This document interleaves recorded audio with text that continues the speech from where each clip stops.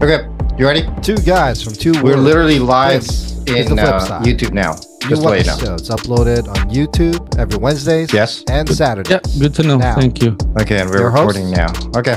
Jay and Noel. All right.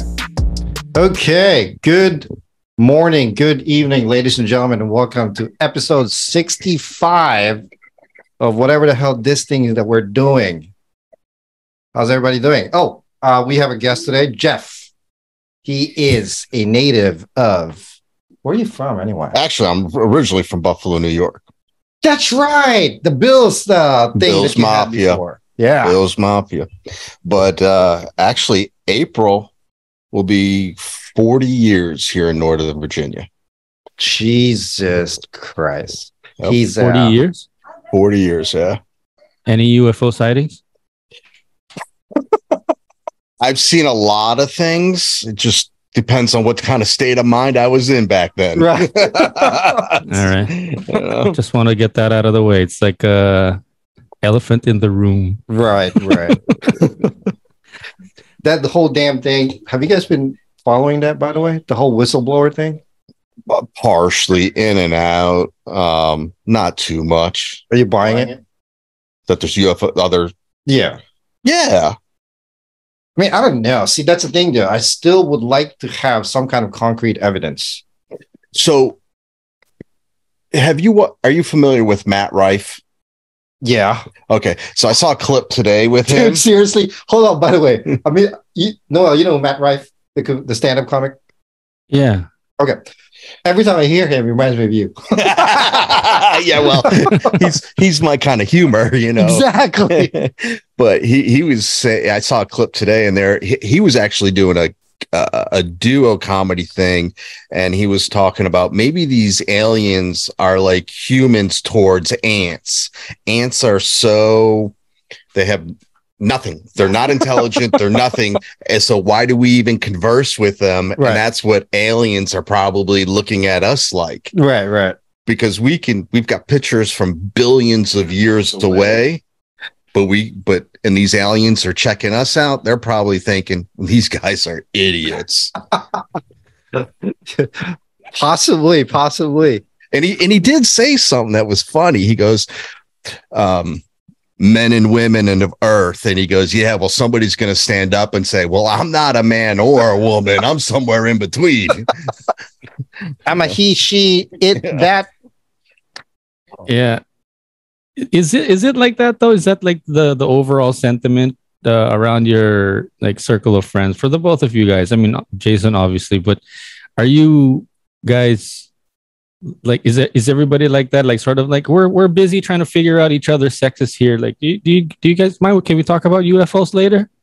No, I mean, I don't. I'll talk about whatever you all want to talk about. yeah, but in No, the no, whole no. sentiment thing, like, is it an it thing or what? I don't know what you're trying to say here.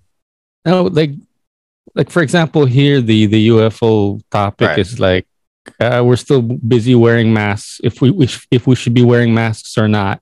Right. Like, are I mean, people talking about it there? Like, So I don't think that it's that widestream really right now. I It's honestly, probably second page. yeah. I mean, I caught onto Yeah. it really on TikTok. That's it. I mean, I can't even find absolute clips on it on video, even on YouTube or anything in regards to the court case. But if you try to Google more information about that whole hearing, I can't even find that much information on it, to be honest with you. No, I Is think it- right now the country is so focused on immigration and Trump. Trump is in all his indictments right now. Yeah. That's really ruling Yeah. so much of the media. Yeah. I mean, I don't know if you know, but I think I mentioned it on the show already 2 years ago. I just became a citizen 2021, right? So the next presidential election will be my first. So Mhm. in a way, I'm kind of pissed off that I didn't get to vote against Trump. So now I'm kind of hoping that he runs just so that I can vote against him. wait. Does that mean when you were working under Jeff, were you Yeah. working illegally? No, stop. So when we did work together, I don't know if you remember this. Oh, Jack came in and we had to fire a housekeeper. He won, and this was in January. He just won Employee of the Year, and we bought on him. And now this is back 2001, 2. are you talking about Jose? A big flat screen TV. Yeah. He comes in, tells Jack, I got to change my social security number. What? What? Why? Jack goes, I can't do that. He had to fire him. That's how we found out he was illegal. He just won, because back then a 55-inch TV was like $2-3 grand. Right. He just won that plus whatever, and Employee of the Year. That wasn't Jose, was it? I don't remember. No. It was one of the housekeeper hands. Yeah. Did he get the stuff? Oh, he got all the TV and everything. It was like the new year right before taxes that he wanted to change. It was just like, oh my God, and when I first worked with Jeff at this hotel called, I think I can mention it now. Do they still exist? Hawthorne Suites? yeah, there's a few, but not many. Okay. Because they got bought out already, right? I can't remember. I think it was Hyatt. Hyatt owns some of them. The people that own that, were known to start and sell them off. Got it. Because with the exception of the one we worked at, majority of them were buildings that were bought and renovated. Right. So when I first worked for that hotel, I was actually at the front desk, just a regular guy, work at the front desk, checking in people and checking out. And then a position opened up for sales under him because he was a director of sales at that time. And I interviewed for it. I got the job, whatever. I kid you not. This was maybe a year and a half before the hotel was sold, right? So it's like a year and a half of doing sales work, but mainly going out to play golf. I kid you not. It's like at least twice a week he would call, and this was when cell phones wasn't big yet, Maybe you get a call here and there, but he'll just tell me out of nowhere, like, hey, did you bring your golf clubs? Or hey, bring your golf clubs tomorrow. I'm like, what? Do we ever do work? Just always got to be at the back of the trunk. Always. Yeah, sure. Well, what were we at? 200-room hotel? 154. 154. We were an extended stay hotel, and between ACA, which was a huge account for us. A huge account. That's where we were booked. Yeah, all the time. And when she came in and she fired me, the biggest reason I was pissed, well, there's a lot of reasons, but I had already secured 100 of my bonus. Yeah. In December of 2002 for the 2003 year, or 23 for the 4 year. Right. And then, you didn't get it. No, because I had no. So I think I got fired in 2003, right? 2003. No. 2003. Hold on. Did you get fired? I thought you quit. No, they let me go.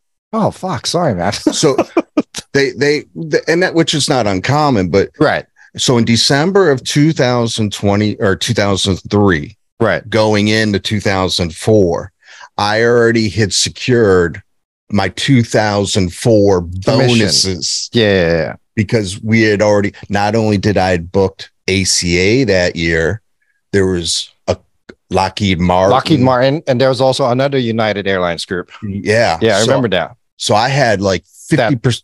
Rotating, that hotel was riddled with flight attendants. It's not even funny. I mean, I think he made my work so much easier because he had already closed these contracts that practically kept the hotel busy for years. It's insane. And they're mainly flight attendants in training. So there was buffet of women walking in and out all the time. So a lot of fun. Yeah, Done deal. I was looking at a fat bonus checks every corner, and we were looking at golfing 3-4 times a week. Yeah, we were, and that was just them. The ones that I was allowed to go to was maybe once or twice a week, because there was somebody else that had to be at the sales office while him and the boss, like, whatever, they'll just do whatever the fuck they want. Yeah. And then here and there, I get like me, I would go out with a couple of the front desk office, and they would like tell me, "Oh yeah, just go ahead and take a couple of bucks from petty cash and just write it off." And I'm like, this can't be normal. Jack did that a lot. Every time we went out, he would just tell me to just grab money from the safe and just write a petty cash for it and just go have fun. Like, what? Is that even normal? At that point in the industry, it was. Yeah. So I was working for Marriott. Were you really? Yeah. Before that? Oh, yeah, you were. Courtyard, right? Residence Inn. And Jack called me. Well, at the Marriott at that time, they were like, we're going to go on a manager's outing. I'm like, okay, we're going to go to a winery or a restaurant, whatever. Right. And they're like, do you guys want to go to Mexico or New Orleans? And Must be nice. Yeah. And I'm like, well, I want to go to Mexico, but I got outvoted because the one sales manager or the assistant GM was gay, and he was good friends with the other sales manager who was having sex with the general manager. So I got outvoted, but none of these people are friends anymore, right?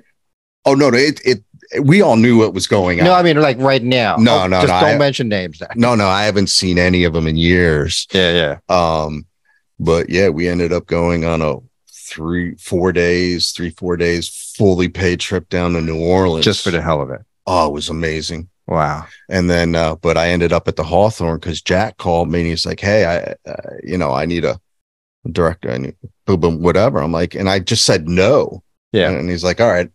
And I hung up, and I'm like, I didn't even ask how much he was going to pay me. Right. Because I know you got paid a lot of money. I mean, for that standards back then, it was pretty big. Yeah. So I called him. I was like, hey, just out of curiosity, what's the salary? And it was a $10,000. Actually, it was $12,000 more than what I was making. And I was like, all right, I'm on my way. Just like that. No 2 weeks notice, nothing. I came over. I talked to him. I'm like, all right. And that's how I ended up there. Nice. I actually ended up at that hotel because I was working at the Homestead by Dulles at that time. Yeah. And same thing, change of management, and they let me go. And then next day I got an interview with what's his face? Other guy, balding guy, Spanish guy. Eric. So, yeah. He was the front office manager at that time, and the next day hired me. So I was like, okay, cool. So it's just a rollover. And I think I was doing the front desk for maybe 6 months because I was working night audit until the position at the sales department opened up. Maybe a little bit longer. Not sure. Tatiana, it wasn't for her. She was in sales, and then she quit the sales, right? Yeah. Jack was pushing me to push her, and I'm just like, dude, this isn't for her. She ended up working there until late 2021, I think. It doesn't surprise me because I think I went there like 10, 15 years later, and she was still there. And I'm like, wow. Yeah. Doing what? Same thing. Different stuff. I mean, at that time, she was like a housekeeping manager or something like that. I don't know. Oh. Yeah. I mean, floating around different positions in the hotel industry. It happens more often than you would think, When I was at the last hotel I was working at the Westin, I actually got hired first as a front office manager. But I was also floating around at the restaurant, helping it behind the bar, serving. And then I had to open up the coffee shop for them, all that stuff. So going department to department in the hotel industry happens more often than not.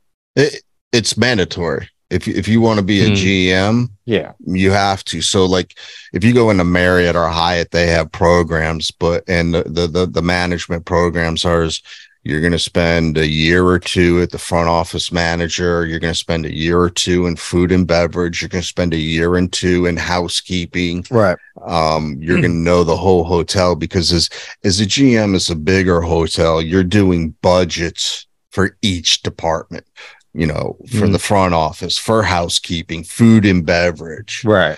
And even when I did that, God, doing the budget, even for the Hawthorne, was just like,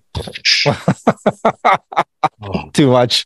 I just didn't, Yeah. I'm a sales guy. Just let me sell. Right. I mean, he would tell me something. I literally just walked into the office and he was like, okay, let's go. And we just hop in his car and we'll go from like business to business or hotel to hotel, just cold calling, shopping around, trying to see what's out there as well. And sometimes we end up doing that for 2 hours and then we go, let's go to a driving range. Or let's go to TGI Fridays, have a couple of beers. I'm like, are you sure? It's like 11:30 in the morning. You're like, yeah, okay, why not? You gotta pace yourself. Exactly. Right. I can imagine Jason with his sleeves all rolled up and ready to go. Let's go. Let's rock and roll. Right. Well, I mean, it was fun, to be honest with you. It was a big privilege for me I learned a lot in sales from him, to be honest with you, because he had an approach where he would push you, but indirectly push you. And like, it kind of made sense and it worked for me, because when you left, I had to run everything and it sucked. I left maybe 2-3 months after you. Yeah. It was tough. Yeah. I'm not bitter about a lot of jobs. Yeah. But that one I was, just because, like I said, I all those deals I closed, that was a lot of pride in that, because back then, closer to the mic, the internet emails were still a big thing. Yeah. The Blackberries that back then. Yeah. And you were glued to your Blackberry. And knocking and cold calling on doors and that was old school, ground and pound. Right. And I nailed all those deals. And the thing is we were an extended stay hotel. So our objective was to get people to stay 30 nights or longer. We're not a transient hotels, 1, 2, 3 nights. So all these groups that I had were staying weeks at a time. So when you have a 150 room hotel and 50% of it is occupied in this area, the other 50% to fill it up with transient guests, that's simple. Yeah. That you literally don't have to do anything but let reservations come in. Right. And I worked so hard for that. And I was just like, it made my life so much easier at that time. That's why it was easier for me to learn at that time, because everything was set already, literally. My job was not only to sell, but to kind of babysit them a little bit here and there, which was great. And it made the experience so much easier. But I worked in the hotel industry for over 15 plus years. I've never worked in a hotel that had a smooth sales booking like the way he set it up, ever. And I ended up working for the Hampton Inn. I made it as far as an assistant manager at the Hampton Inn by Sterling, where the old Roadhouse is, behind Home Depot. I was there for 5 years. I did sales there. I was there 6 years. I ran the sales department for 2 years, 2.5 years. And I was the assistant manager for like 3.5, 4 years, until I left that place. And even then, I tried to steal ACA to move over. I tried to take United to move over. They were like so set with that place already, Yeah. ACA didn't last. I don't think they made it through the year, though. That they did. They were there for like almost 2 years. That I remember. They went out of business. They went out of business not long after that, though. That's for sure, because they lost their contract with United. Well, No, they went out of business because they changed their name to JetBlue, and they tried to do what they tried. So me and Jack went. Atlantic Coast Airlines changed to JetBlue. Sorry, he's just listening. Sorry, we're like just bouncing off. Sorry. Inside scoop there. Was it JetBlue? No, Fly I remember that. Yeah. So ACA basically was a charter service. And they would do, and they are mini hubs, and they are very profitable because they are very niche. But what they tried to do is buy their own fleet. And in the travel industry, there is one reservation system that goes to Priceline and everything. And all the airlines use it. And they went a different route with their own system, and nobody could find it. And they went out of biz from when they announced from FlyEye to going out of business was less than a year or 2 years. Wow. That's crazy. It went woof. Yeah. And me and Jack went to the unveiling, and it was cool. Yeah. But it was crazy because I haven't seen it in a while, but a couple of years after they went out, you would even see their vehicles that sold off, that they pulled off the stickers. Yeah. You see the logo outline and everything. Yeah. Yeah. It's one of those industries that really, if you're small and you're trying to make it big, you got to go big or go home. You know? So we're going to jump ship a little bit here. Jeff here started a YouTube page. Oh, yeah, because Jeff is like a big, I guess. Are you nationally ranked? He's a fisherman. He's a fisher. Is he called a fisherman or a fisher? Angler. Angler. Sorry. Angler. Okay. Are you nationally ranked?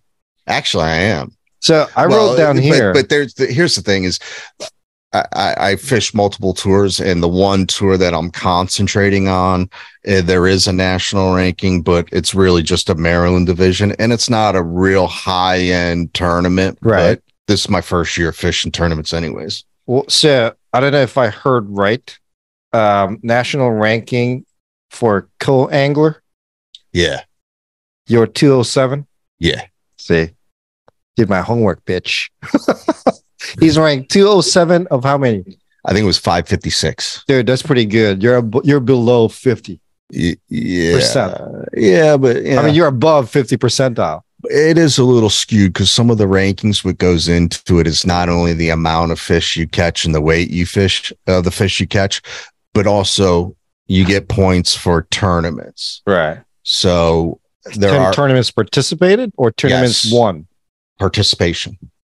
And it's what, points basis or what? The overall rankings? Yeah. It's yeah. You know anything about fishing?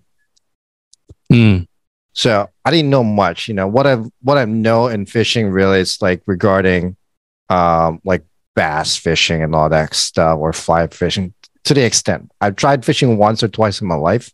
It was okay. I actually enjoyed it because it's very relaxing, you know? So this guy actually has your actual fishing boat. It's not called a fishing boat though. Bass boat. Sorry. So it's one of those, it's like a speedboat, but it doesn't have the actual big sides to it. Although it does have a giant chair in the middle. Yeah. And it does have the giant chair in the middle where you can just sit there and like post your poles at and fish. And how long have you been doing this, dude? So I bought the boat last August. Oh, so it's fairly new. For the boat, yeah. I mean, I've been fishing all my life. Oh, really? I mean, even at the hotel, you know, on the weekends, we were on the Shenandoah all weekend. Yeah, I didn't know that. All I saw was golf clubs in your trunk. Golf clubs were because of work. Weekends were fishing. So, So, you know, the crazy thing is, so I got back into fishing a couple of years ago. Right. I've fished all my life. I think the first memory I have fishing is I was 5, 6 year old. My uncle took me under the Peace Bridge. Yeah. On Lake Erie. We'd catch yellow perch, bring them home, and my grandma would cook them. Nice. I'm not a fish eater, but yeah. And they're like, "Oh, this is so good." I'm like, eh. But anyways, you're a bass fisher, but you're not a fish eater. All right. There's a lot of people like that, man. You know. All right. Hey, it's better than being a hunter and not eating what you kill. That's true. That's true. That's true. That's a lot better, actually. A lot better. One level down, though. But when you don't eat it because you're allergic, you're not not your any kind of fish or any kind of seafood. No. Like lobster, shrimp, and all that. I love. I'm not a big freshwater fish guy. There are some saltwater fish that I will eat and that I enjoy, but I'm just overall not a big fish eater. I mean, I've heard of people not drinking coffee or not eating vegetables, but for fish, it's the first time I've heard of one. That's because you're Asian. But that's actually opposite because Asian people eat more fish. You said you don't hear people not eating fish, right? Yeah, right. Never. Yeah, that's right. He's right because you're Asian. Because everybody eats fish. It's part of your diet. Right. Yeah. You know, is it the texture, the taste? Taste.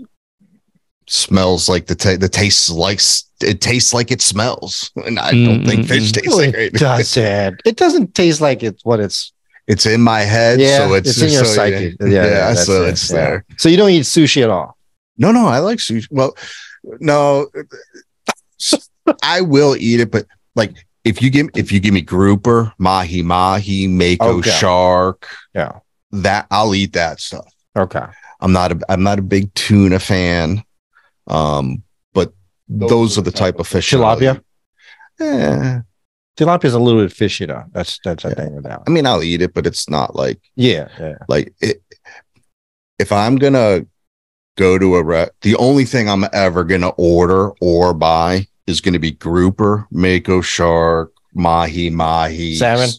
No, nah. Really? Yeah, that's a surprise because typically when steak eaters, because I know he's a big steak eater, because every time we went out for a sales thing, it's always steak, either TGI Fridays or someplace, or Sweetwater Tavern. Remember that? It's always steak. And they say that all steak eaters always eat, when it comes to fish, salmon. That's why it's kind of a surprise. Yeah. Stephanie was a big salmon eater and I would eat it, but no, I won't eat it. And I don't eat it now because so I got a lot of arthritis is up and down my body and my gout and salmon will just flare it up. Oh, damn. That's why I don't drink anymore. Yeah. Just one beer, I can literally, my bones feel like right now it's summertime. Yeah. You come see me in January and I'll be walking like an 85-year-old man. Yeah. Hunched over, limping. That's me. I have an issue with my foot too, where look how big my knuckle is. I know, dude. I noticed that earlier. That's because of arthritis, though. Yeah, that's all I can close. Jesus. It looks like you're playing video games. No, I have a foot issue where it has every symptom as gout, right? But I've been to 4 different specialists. All said it's not gout. Nobody knows what it is. Where the only difference is, how with gout, even the slightest touch hurts like a bitch. Mm-hmm. I don't have that. That's not gout. But sometimes I do. And in some areas I do, is what I'm saying as well. Is it hot? Yeah. It's burning. Every fucking special. I've spent a lot of money going to specialists and they're all saying, so it's not gout, it's gout. I come back a couple of days later, no, it's not gout. Your test results show it's not gout. Because my uric acid is it's fine. And then but it got to a point so bad where for almost 2 months I was bedridden because it happened on both my feet. I couldn't walk. I had to use a cane all the time. I couldn't even drive. I couldn't go to work. Nothing. I was in bed for almost 2 months because of that shit, and it sucked. Oh yeah, it's painful. I had to watch my diet as well. I had to lessen on eating pork, but even though I don't really need to. I just do it anyway, just because what if it was, But I haven't had a flare up in a long time, which is great. But when it happens, oh man, like I'll get symptoms to start feeling up or coming up here and there. I just take some Aleve or some kind of anti-inflammatory. Yeah. And then it goes away, And then thank God so far it works out. You still smoke? No. Yeah. I actually so back into when I start seeing my daughters again, I have two daughters, they're 17 and 18 now, but I think they're, like I said, this is 8-9 years ago. Yeah. And picked them up and like, Daddy, you're gonna quit smoking? Yeah, I'll quit. So a couple of weeks later, they're like, Dad, I thought you were gonna quit. And I'm like, shit, I thought you were gonna forget. They were 6-7 years old. Right. So actually, I went out and got a vape. Yeah. And I vaped, and I started off with the vape with the big clouds. Yeah. Now I'm really just actually a couple weeks ago, I went and got my medical marijuana card. Nice. I wanted just to get rid of all the other, because I was doing the Delta 10s or what, Delta 8 vapes and all. I was like, let me just go back to the medical marijuana. Yeah. And it's not like the weed you get off the street. Right. It smells like it. It looks like it, but it don't get you high like it. That's for sure. Yeah. But it does. It has helped with my mood. Yeah. My anxiety. Yeah. And it's helped with, just I live in pain every day. That sucks, Ed. When we were talking about me fishing, when I do a tournament, by the time when I get home and everything starts to settle and I stop to move, I'm immobile for 24 hours. Literally cannot move. Right. It's just don't even sleep because I can't roll. Yeah. So man, that sucks, dude. Hold on, I don't know if I missed that, but from the tournament, you're knocked out from the tournament?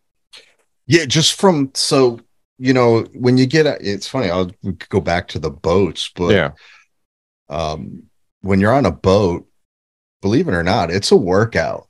Yeah. You sit on the front of the boat. You don't sit, you stand down on the front of the boat on a choppy day. Like last year, one of the first days I took my boat out and I was out there all day and I come home. And then the next couple days, I'm like, dude, I did not do a single sit-up. Why am I hurting? Right. And then I realized it's like being on a wakeboard on the front of that boat. Constant movement. That constant movement. Yeah. I'm like, all right, maybe I'll get a washboard stomach. but yeah, so being on the boat, casting, reeling, hands, standing, moving, my knees are shot, my hands are shot. My shoulder is just like, it feels like it's dead just from casting and reeling in all day. So usually the day is over. So I don't do 2-day tournaments yet. I think if I do, I'll probably run to the doctor and say, hey, I need some Prednisone for the weekend, which is a steroid. So the smoking, I'm sure quitting it has helped your system as well. Oh, yeah. I quit smoking, 13, 14. Yeah. And even when I was vaping, within weeks, I could smell, taste. Everything came back. I can attest to that. Because I smoked for over 20 years as well. And in early 2015, maybe late 2014, I started vaping. Like my wife and I were smokers as well. And then we ended up vaping, but she quit a lot sooner than I did.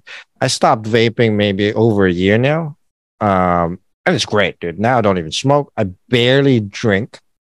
But when I drink, I don't drink beer anymore because beer fucks up my system pretty bad, and I feel like I want to throw up. You know? Have you turned into a Scotch guy? Yeah. Scotch or whiskey, bro. Yeah. I have a bottle of wine here and there. You know what's the crazy thing is because I drink Scotch or whiskey. So a couple weeks ago, we went to the Shenandoah Mountains, right, to the cabins. Without realizing it, I drank like a bottle and a half of wine just by myself. Oh, that's easy. I can still do that. I've never really, thought that I could do such a thing. It's just, we were all gathered around the table, drinking, having a good time. Next thing you know, it's empty. That's it. It's like juice. It's not carbonated. Exactly. So it doesn't get you hammered quick. It's smooth. Right. It's not filling. So the wine can be dangerous. Yeah. But remember Noel, when we were talking about the smoking, because he tried smoking too way back then. What he did it for the looks of it, where he literally would like take a pack and roll it up his sleeve and all that stuff. But the thing is he same age range as us? Yeah. He's my age. Yeah. So the thing is like, all right, I graduated high school in 1990, and smoking was cool. Exactly. Even in through the 90s. Right. Now it's amazing. Like I grew up where I remember smoking on a plane, in a movie theater. Yeah. Walking down the Fair Oaks Mall. Yeah. Mm-hmm. Yeah. I mean, even restaurants. I remember restaurants back then, but in the malls, not here in California. I do remember there's this one mall called Ceremony Mall where me and him used to hang out at in California. And at that time, they allowed smoking there. Yeah. And now it's taboo. Yeah. And even though I smoked for close to 30 years, even when I smell it, I'm like, oh, it's just disgusting. See, that's the weird part because I love the smell of cigarettes. Oh. I do. No, I don't like it when it's trapped in your car or your clothes. But when I'm walking around and I just smell somebody having a cigarette, it smells pretty good to me, It's pretty I don't know. Like the good thing is now that I don't smoke or we don't vape or anything like that, I have on multiple occasions for social reasons have a cigarette. And it's fine. But I don't have the craving. I can I haven't bought it. First of all, did you know that cigarettes are over $8? Yeah. Get the fuck out of here. Go up to Jersey. Oh, how much is it there now? I think the last time I up there, I think I saw them for $16 a pack. Oh, yeah. When I quit smoking and quit buying cigarettes, a pack of cigarettes was $4.98. No, $4.86. I'm sorry, I apologize. Now I just found out like a week or so ago, it's like almost $9 for a pack. I think when I first started smoking, they were 95 cents a pack. But part of that too, though, is taxes. Taxes, yeah. They have So yeah, no, I was about to say when I first started smoking, when I tried it, it was less than I think it was less than 50 pesos. It's like 25 pesos, 35. Right? No, cannot be. Like a whole pack. Oh. And it wasn't because I was like for the look of it, like the way you described it, but I was because everybody else was, and I guess I was curious, and it looked kind of cool. Craving to smoke. Yeah. Watching mob movies. Yeah, that's true though. That's it. It makes me want to drink and smoke, to be honest with you. Every time I watch a mob movie. So how much are you spending on a bottle of scotch? Not much. I mean, a bottle will last me a while. I mean, I'll buy either a Woodford Reserved or a Gentleman's Jack, which is like maybe $30-$40, and it'll last me a month or two. So you're not drinking the high-end scotch? No. Okay. Dude, look at my house. Yeah. Well, I mean, if it's gonna last you a few months, you might as well. That's true, but I'm a selective drinker where I'm not just gonna have a drink just because I had a crappy day. To me, drinking like a good bottle of whiskey or scotch, it's like it's selective. Like if I'm in a good mood, if it's the right mood for me, then I'll have a drink. But That's why you have a good bottle of scotch. I know, but I don't want to spend that kind of money on it, though. That's the thing, $40 for a gentleman's Jack for me is already a lot of money. That's a full tank of gas, bro. For a Kia. Yeah, that's true. That's true. What are you driving nowadays? What are you I driving? got an MDX. So, MDX? Yeah. See, it's a gas guzzler too. Well, it's Actually, not that bad. actually it's not as bad as mine. I drive a Gladiator, so Oh, yeah, Jay, I don't know if you could hear it, but I think we lost Jeff. I mean, I could barely hear him. Like it's as if it's coming through your microphone or the computer. Is that better? There you go. there you go. Yeah. Maybe Yeah. I need to turn my shit. Then I gotta basically French kiss the mic. Yeah, that's fine. The foam on it is like $3. It's okay. I can replace it pretty easily. Timu, baby, Timu. Or you could just wash it. You can't Before you wash replace- that. What's the matter with you? You can't just pull it out and wash it. You can, but why would you wash it? If you wash it, it ruins it. It does. Yes. Have you tried it? I haven't my tried version- washing it. My version of washing it is I'm gonna throw it into the washing machine. But Well, that's probably why it ruins it. Exactly. I mean, how else are you supposed to wash it? You can't use your hands to wash it. How are you gonna wash Well, it? you can. You fill You up the don't sink, scrub it. Put some soap in it, and you squeeze it and through the water, and you just kind of it's like a sponge. yeah, like a sponge. There you All right, go. okay, all right, okay. Just- Squeeze it out like that. Or I can use a screen protector. Like You wanted to ask me one something of about these. fishing? One of these. Yeah. Anyway, But that's a pop filter. It doesn't. I mean, whatever. whatever. Who cares? I don't use it, so it doesn't matter. Look, it's literally right there. So anyway, going back to fishing real quick. You. So where So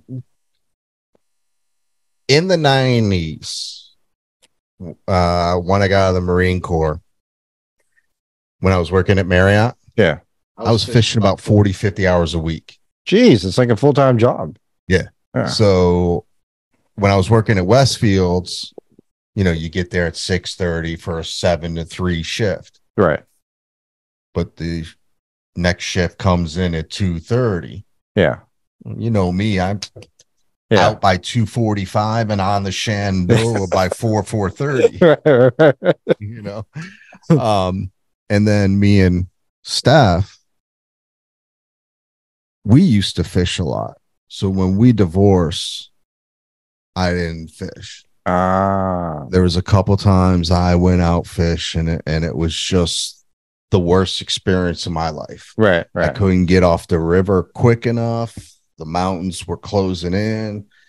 So I literally fished twice between 2010 and 2019. Yeah. It's a long time. And one day, maybe even just 21.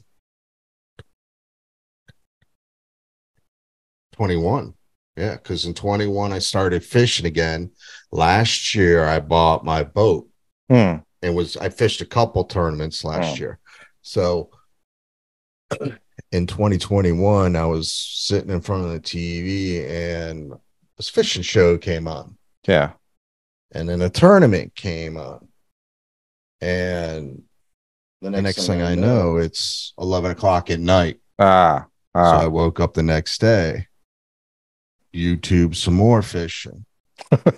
Next thing I know, it's 11 o'clock at night. Jesus. So I'm like, huh. So I'm like, Oh, there you go. Talk directly and yeah, because that sounded better. all right. So then what I did was I was like, okay, maybe I should let me go fishing. Right. Let me go on the Shenandoah and let me see how this goes. Right. But I'm gonna go out there late. Right. And I'm only gonna do 2-3 hours because if I don't like it, I want to get off. Right. I got on the river at 10, told them to pick me up at 1. I got 200 yards down the river. Wow. It's 1:30. Jesus. Jesus. I called them and said, pick me up at 5. Right. It was the most I'm not a spiritual guy, but it was the most out of body experience. Yeah. Uplifting. And it's like It's therapeutic. Yeah. And I got my fishing back from her. Right. And then from there, it was on like Donkey Kong. Right. It seems like fishing was part of your life and it was like a staple, right? Where it was kind of like a key part, right? And I don't really know your ex-wife, but her having that experience with your ex-wife kind of tied into with your fishing and kind of dragged it down. Yeah, because fishing was one of literally a couple of things, right, that we actually enjoyed together. How we spent 9.5, 10 years together is beyond me. Jesus Christ. You know, and part of it, probably the last 4 or 5 years, was just because we had kids. Yeah. You know, part of it's my fault. I mean, she was smoking hot. That was the problem.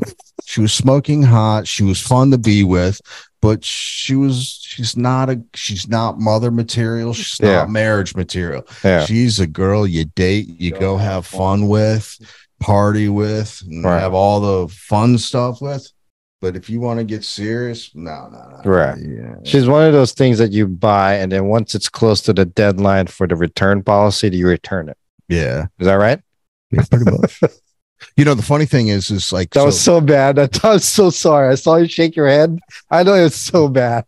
It was really mean. I take that back. I don't know her. So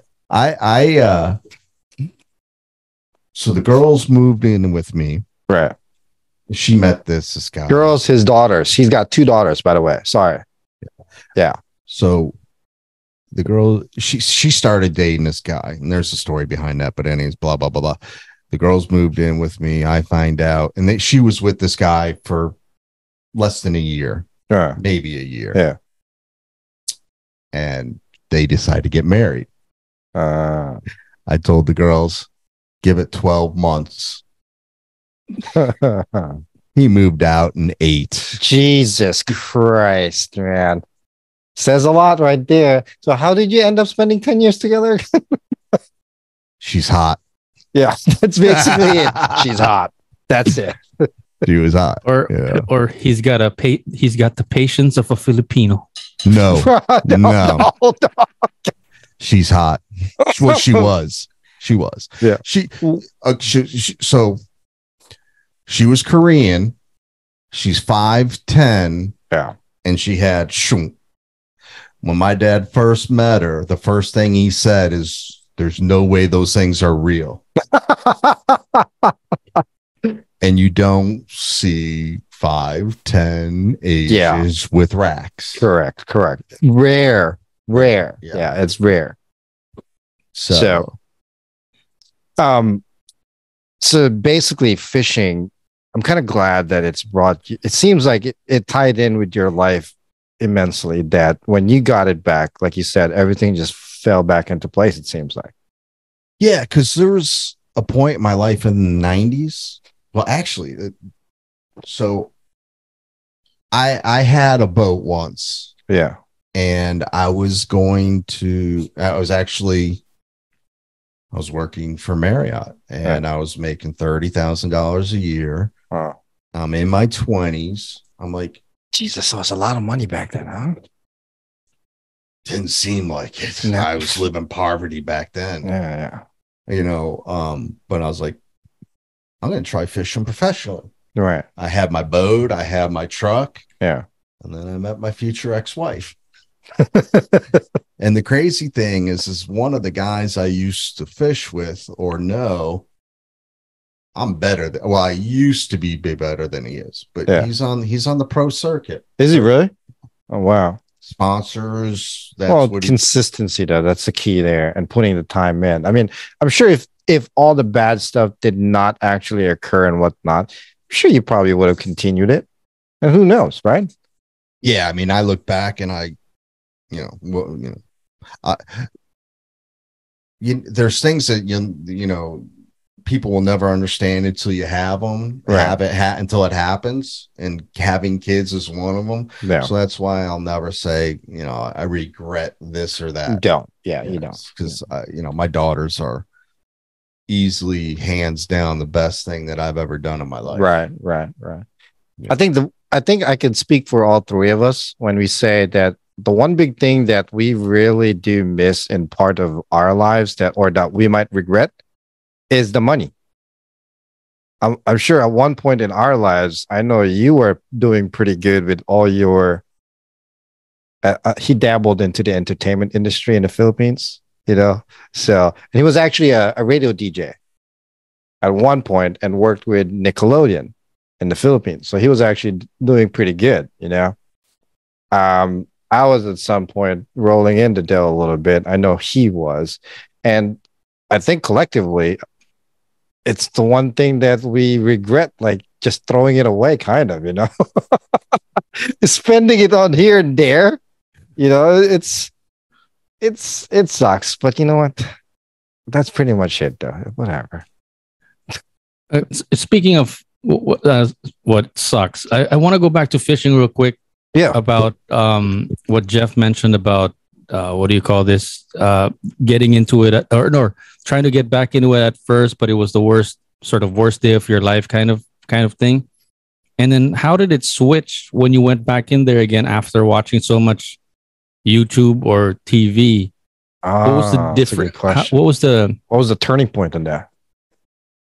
It was a light switch. There was no turning point. Right. There was nothing. There was I literally was, when those times when I was out fishing, I was still in the thick of the depression and going through the divorce and all that. Yeah.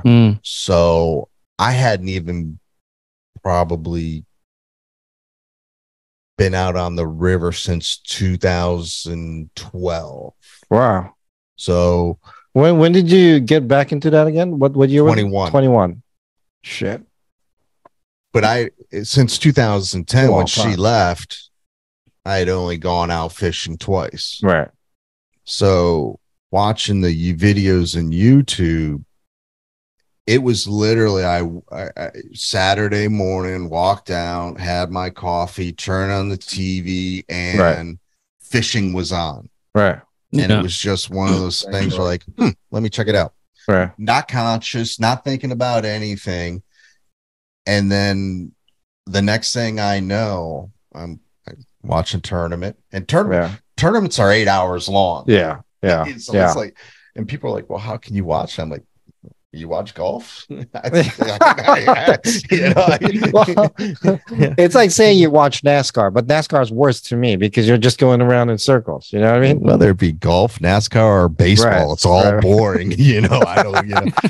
But it just, like I said, it literally, I looked down and I looked outside and I'm like, it's dark. I'm like, wait. And I was literally confused. I'm like, it's not morning. How long have I been here? And then all of a sudden I'm like, oh my God, it's 11 o'clock at night. Right.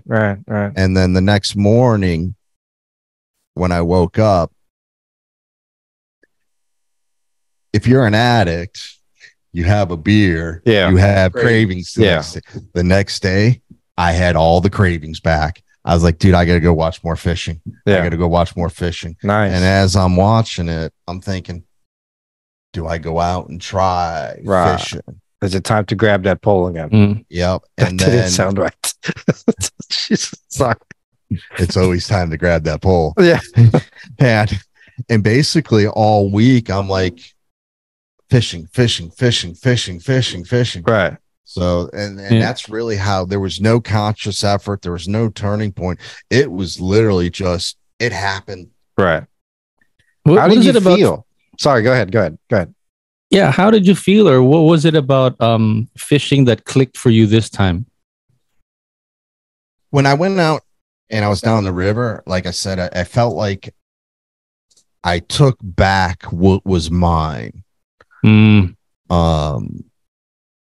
Especially when you see pictures of her going out fishing with her boyfriends and stuff. Oh, that sucks. And she didn't fish before me. Right. There was the two things that I introduced her to that she still to this day is fishing Mhm.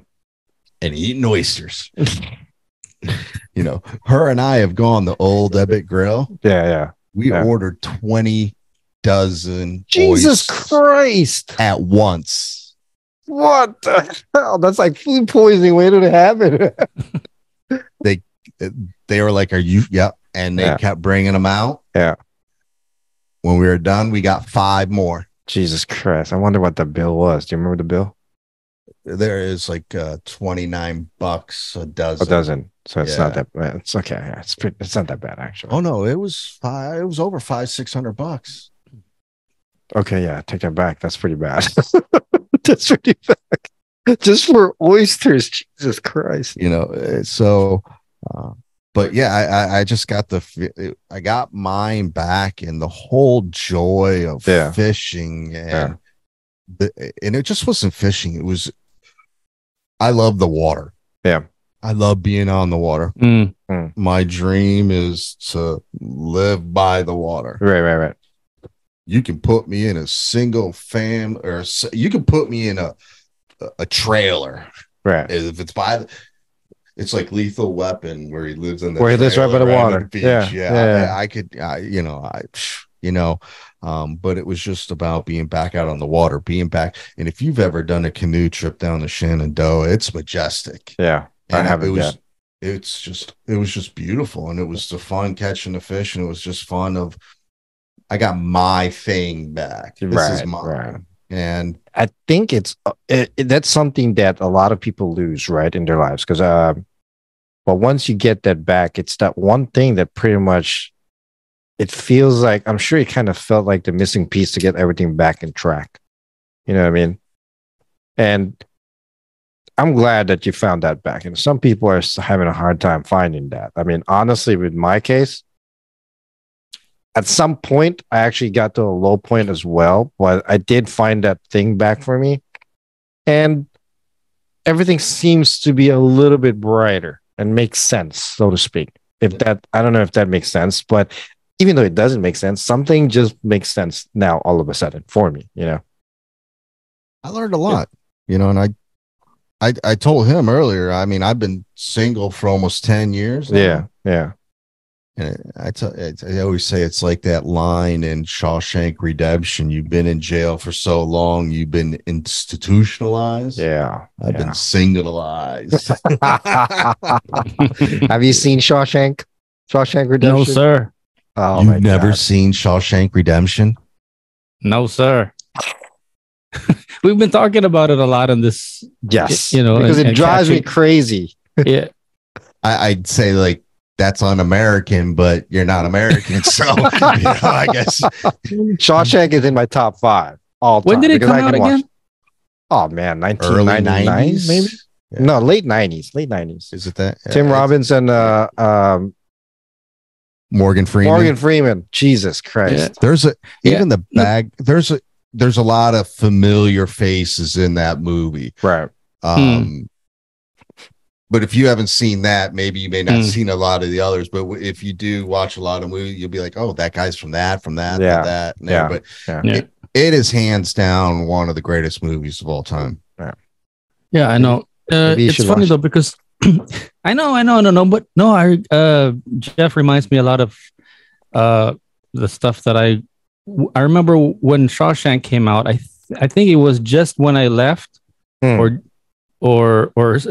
somewhere around that time where I just had a divorce from there's that heavy feeling where I just had to move back. I was going to school, and I just realized that when he was talking about fishing, that was also roughly the same time when I was starting to decide, or it started to become sort of solid in my head that I wanted to be in making movies, making videos, that kind of thing. Right. And then I was sort of pulled out from that, without me really thinking that it was going to be a big deal or some kind of culture shock. Right. But when he was talking about, divorce and, adapting to single life again, and then, trying to get back into fishing. And it's like, no, it's like, you don't want to I didn't want to get back into watching movies because I was so, busy with whatever it is that I was trying to sink my teeth back into. I mean, go ahead. Sorry, go ahead. And then when he mentioned about the was it the oysters that you guys ordered 20? Yeah. I wanted to say, it's like, and you don't get to take the oysters. The oysters are mine. So in a lot of ways, there was like a whole maybe good 10 years where I was like, air quotes, not like I didn't want to watch movies, or I didn't want to. Yeah. I mean, I was still into it, but I was like, yeah, heard it's a good movie, but don't want to watch it or don't need to watch it. Like, why is that though? Does that correlate with something else, or is it what? No, I was busy and not really being aware of it. I was busy getting acclimatized back into living in the Philippines or in Asia. I mean, I didn't realize that it affected me. But you know, since I was complaining about everything left and right, people sitting on the jeepney, you know, right beside each other, and I was like, you know, can give me some space, or you know, just complaining about almost every little. Because it's different it's in the Philippines, you know. I mean, everything is there is just more compact as opposed to here. Yeah, exactly. So it was just funny, sort of relating to Jeff in that regard. But what I wanted to ask you, what you wanted to ask, but since I'm already on the mic with this, when he said that you know, that he got back into fishing, because the way that I was introduced to sorry, my head's all over the place here, but when I was doing a TV show for Nickelodeon, we were looking for stuff to do for the summer, right?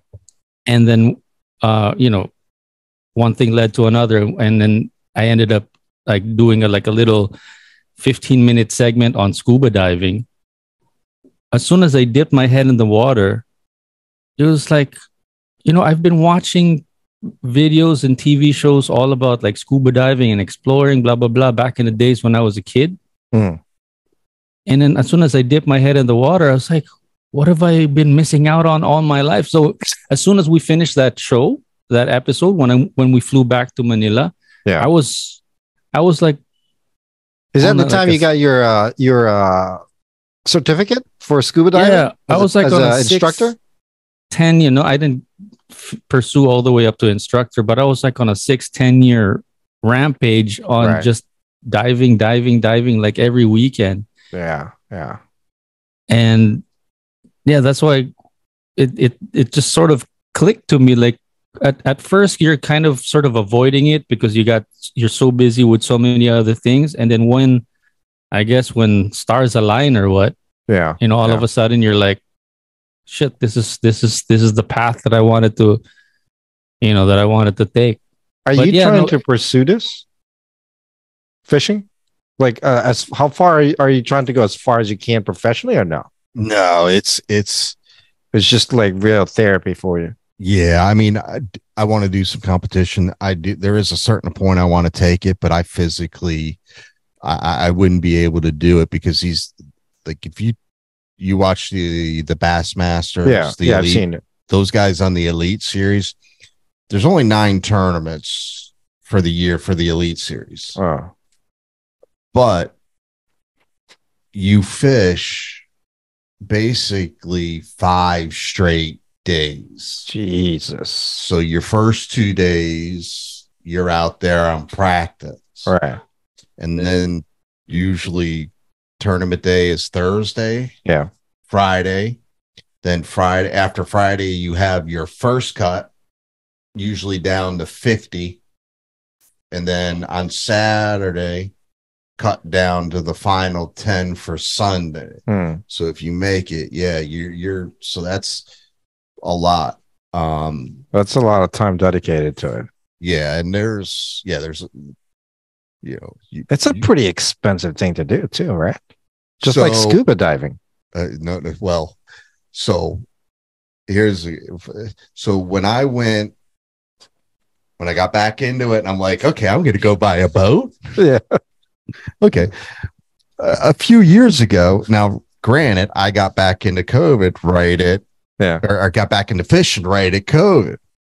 and I hadn't been looking. Now, the first boat I bought was an older boat for $2,500. Right. So I went to Bass Pros. Yeah. Well, I'm gonna go look at a boat.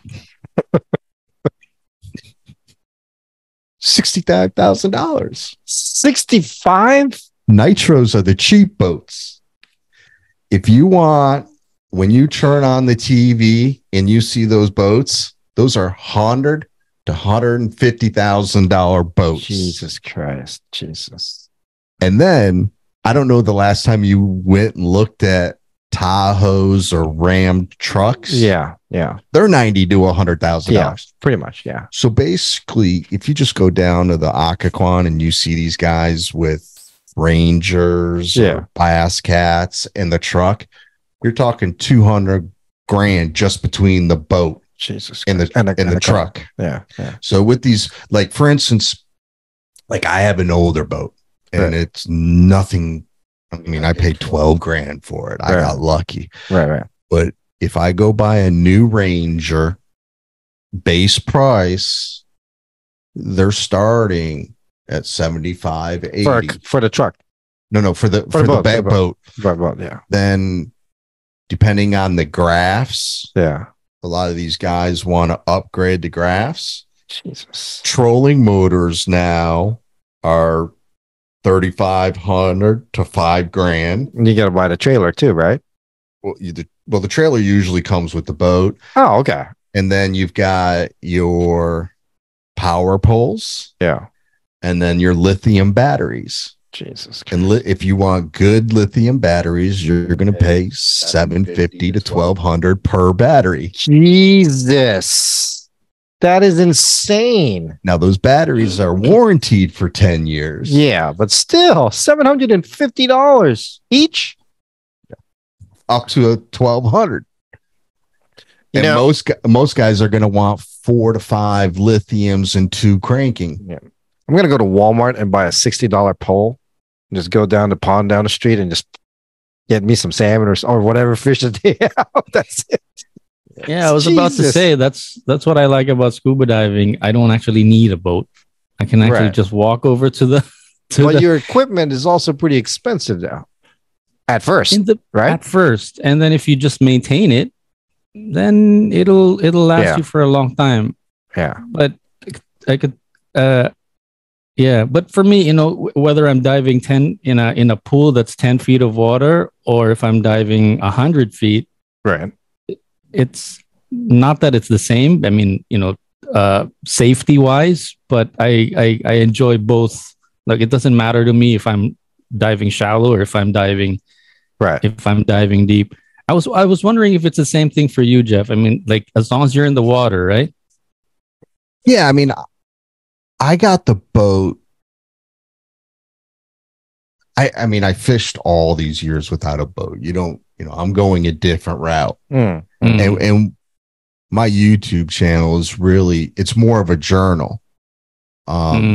Because when I started, I'm like, well, how do I fish tournaments? Where do I go? What, and all these things. And I was looking at boats at the height of COVID where they were outrageously priced too. Right.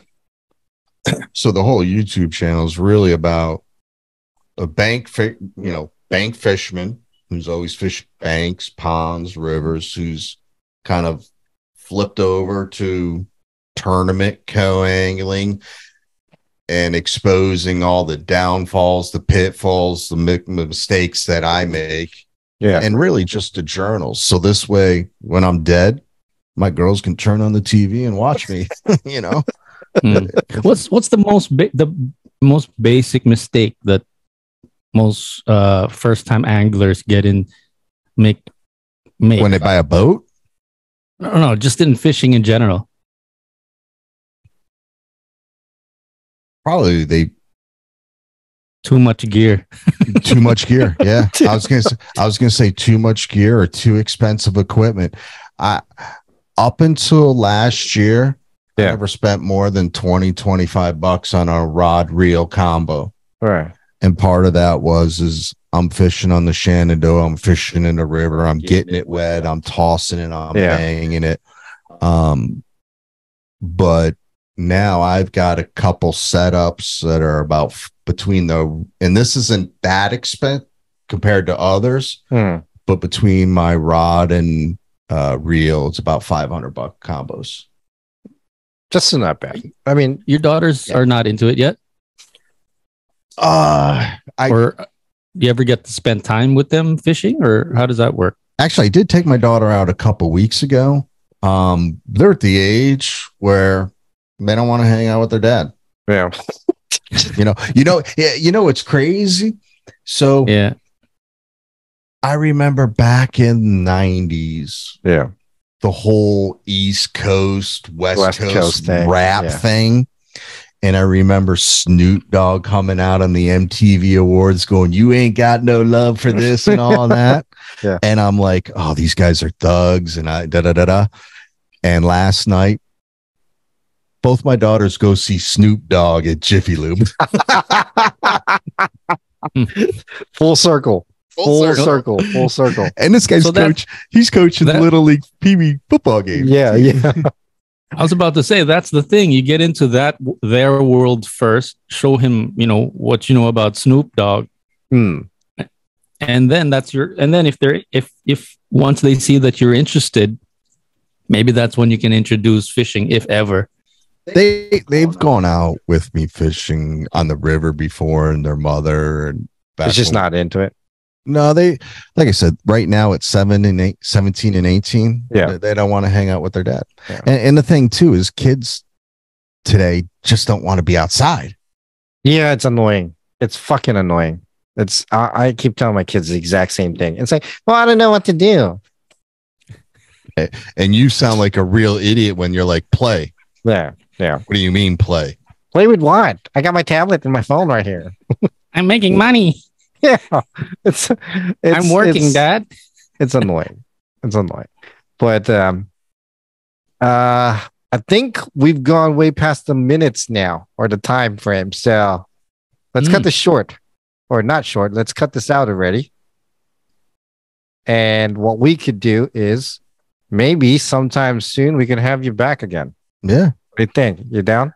Tell you the story of why I didn't go to, why they wouldn't let me go to the Philippines. Yeah, that one. That's a short story. I can tell that right now if you want. Yeah. So it's real simple. So Jason knows. I mean, I'm 52 now. Things have changed. I was known as a very hardcore partier. Yeah, I can attest to that to multiple occasions. People say they drink for the taste. Bullshit. I drank to get fucked up. And I drank to get everybody around me fucked up. Yeah. And I can attest to that again. Is this story anyway correlated to the arigato that you have behind you on the sign? No. I just put that up there because I saw a flash on the YouTube that I was watching. It says arigato. I'm like, oh, okay. So I get to Japan, and it did not take long for my gunnies and my sergeants to realize, oh God, Minio, what are we gonna do with you? Have you gotten arrested overseas multiple times? Or no. Okay, good. So let me just differentiate. I like to go out, party, have a good time, be safe and fun. Never was into the trouble law thing. Right. You know, that wasn't my thing. Law-abiding party goer. Pretty much. Yeah. So it didn't take long. So one day, hey, we got I forget what it's called, a float over to, it's going to go to the Philippines for 10 days and to Thailand for 10 days. Who's going?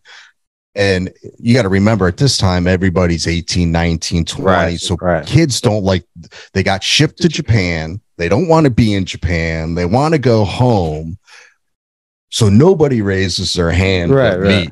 No, Minio, you're not going. No, we don't want to bail you out. No, you're not going. It's like, okay. So then a couple days later, I think at the end of the week, they're like, look, we still need blah, blah, blah to go. And I'm like, they're like, no, Minio, you're not going. And I go, why not? That's why I said, why not? They said, because it's the Philippines, it's Thailand. we've already seen your Asian girlfriends, and we know you ain't coming back. You'll probably end up staying there. And I would have. Yeah. I would have. Because that time in the service, when I joined, it was Desert Shield. Right. And it was like a World War II feel where everybody was joining and they wanted to fight for their country. Right. Well, the war was over so quick, and they weren't locking guys in the 4 years. They're locking them in the 6 years. So they had so many people in, they're trying to get them out. Got it. One of the guys, he'd been gone for 2 years. Right. And he walked back out on base. He was part of our platoon. Nobody knew him because he'd been gone for so long. Right. Walked back on base and says, my name's blah, blah, blah, blah. Because all the command has changed. Yeah. And they're like, you've been gone 2 years. He's basically a deserter.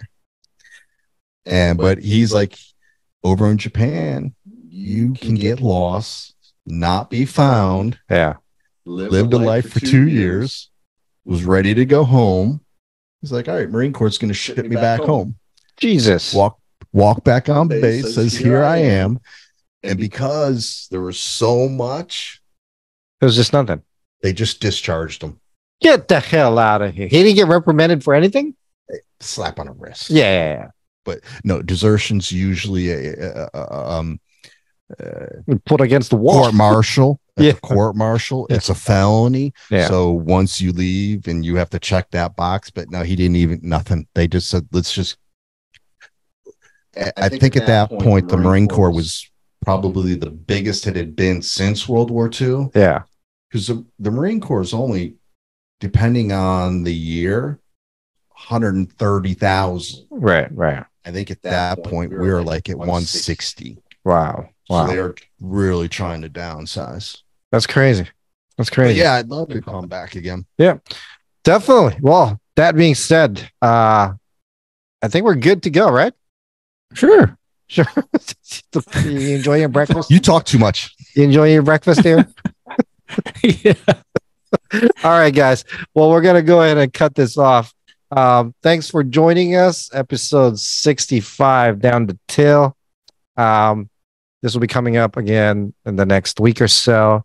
Listen to the next recording and have a good evening. Hold on. How do we find Jeff on his channel? What's it called? Yeah, forgot. Sorry. Jesus Christ. It's at Devil Dog Fishing. And the Devil Dog is a Marine term, so you're going to see a lot of devil dogs out there, but it's Devil Dog Fishing, and you'll just see your red banner. Yeah. With there you go. Bulldog on it.